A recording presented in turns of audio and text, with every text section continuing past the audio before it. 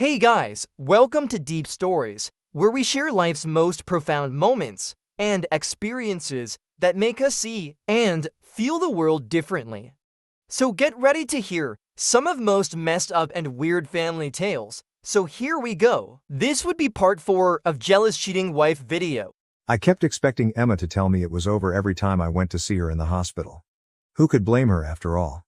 His insane soon-to-be ex-wife wants to use her as a hood ornament 5 months after they started dating. Most individuals don't sign up for that kind of baggage. Because she had the misfortune of dating me, she had to endure months of physical treatment and had her leg in this enormous cast. When I informed her who the driver was, I was unable to look her in the eye. Instead, I just gazed at the hospital floor, waiting for the inevitable, "I can't do this anymore" reaction. "Well, at least we know she'll have plenty of time to work on her road rage in prison," Emma replied, just reaching for my hand. In fact, she joked about it. This woman was attempting to comfort me while she lay in a hospital bed with pins in her leg due to my ex-wife's attempted murder. She gave me a weird look when I asked her if she was certain she wanted to stay with me after everything. "Do you really believe that I will allow her to win? I'm going to walk again absolutely fine, and she's going to prison. I think I'm going to win this one." The office of the district attorney was obsessed with this case. It turns out that the entire event was captured in stunning high definition by many security cameras. The video was terrifying. Carolyn's automobile was the first to circle the parking lot, resembling a shark searching for food. She then parked and watched us for a bit. This, according to the DA, was important because it demonstrated premeditation. She didn't simply chance to see us and lose it. Instead, she tracked us, waited for the right opportunity, and made a conscious attempt to kill Emma. Before she shot it directly at us, they had video of her passing by our area at least 3 times. The security footage resembled a scene from a horror film. You could see how she waited until we were in the ideal position and then simply floored it as soon as she saw us.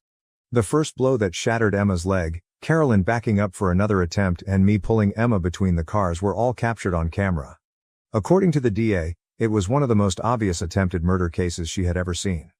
There is no place for justifications of heat of passion or transitory insanity. This was a cold-blooded, well-planned attempted murder that was captured on many cameras from various perspectives. The most bizarre aspect? Before attempting to kill us, she can be seen on the video inspecting her makeup in the rear-view mirror. She is not trying to commit double homicide. Rather, she is merely adjusting her lipstick as if she were going to a business meeting. This, according to the prosecutor, was another nail in her coffin because it demonstrated that she was fully conscious of and in charge of her actions. She wasn't a woman who lost her temper out of jealousy. Rather, she meticulously prepared to kill her ex-husband's new lover and meticulously applied cosmetics for her subsequent mugshot. Because, evidently, plotting to kill your ex's new girlfriend is more important than dividing up the china collection, the entire divorce process was put on hold. For months, I alternated between the courthouse, the hospital where Emma was recovering, and my job. Initially, my supervisor was kind, but I could tell his patience was running thin after I had to leave work for legal reasons 10 times. My ex-wife couldn't tolerate the fact that I moved on after she cheated, so I was living in the courthouse, burning through PTO like crazy, and spending hours with prosecutors. The trial itself was akin to witnessing a master lesson in the art of incarceration. Prosecutors have an ever-increasing mound of evidence. First, there were the security cameras, which showed Carolyn attempting to assassinate Emma from 6 distinct perspectives. The parade of witnesses followed, and it appeared like everyone in the parking lot had stayed to testify.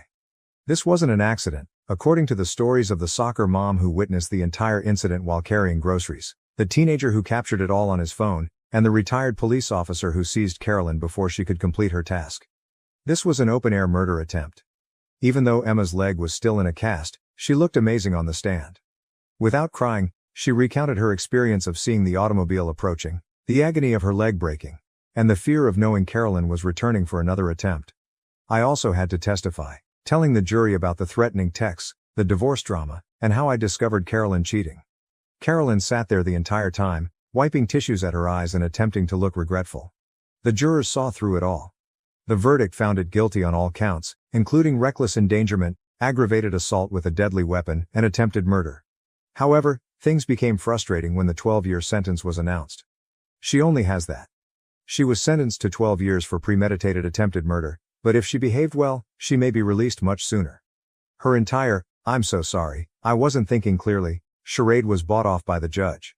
She sobbed as she described how she lost control and deeply regretted her actions. As I sit there, I consider how she looked at her makeup before attempting to murder us. I was given the following explanation by the prosecutors.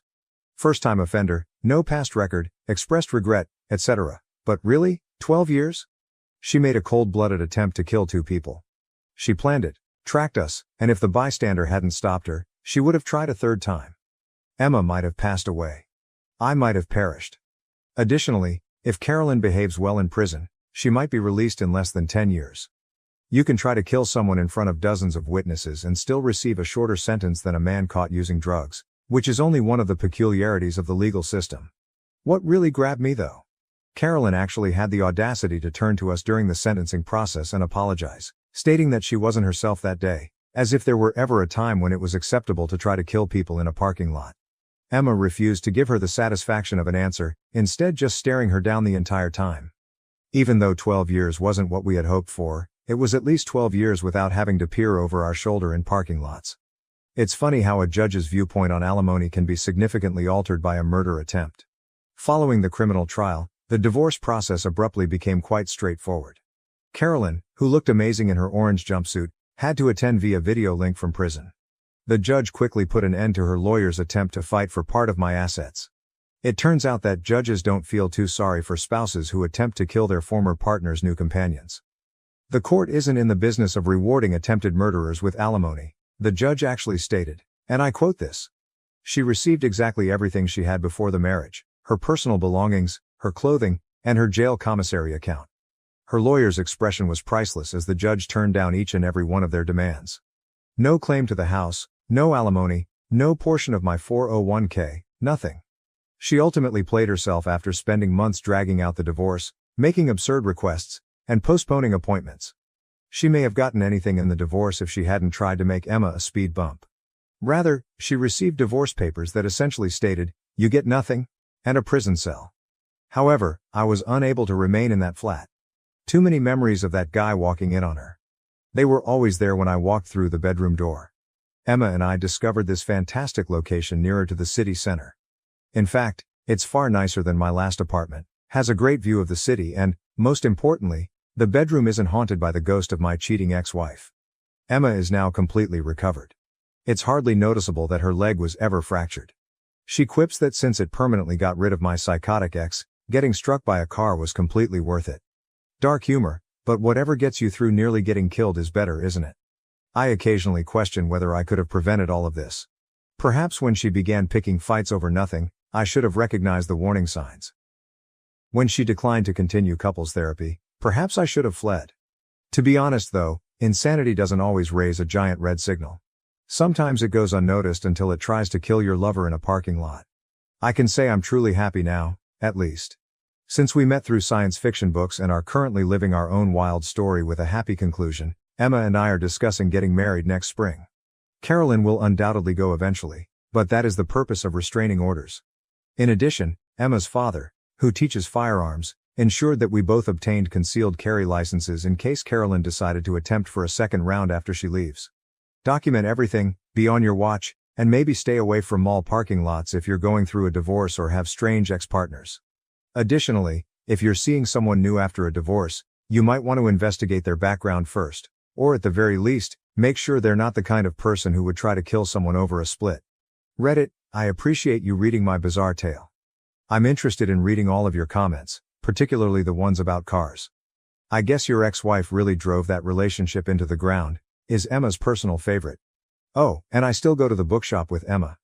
No, we no longer park in that shopping center. Thank you for watching. If you haven't subscribed yet, please do so and hit the notification bell to stay updated with more shocking real-life stories happening around you.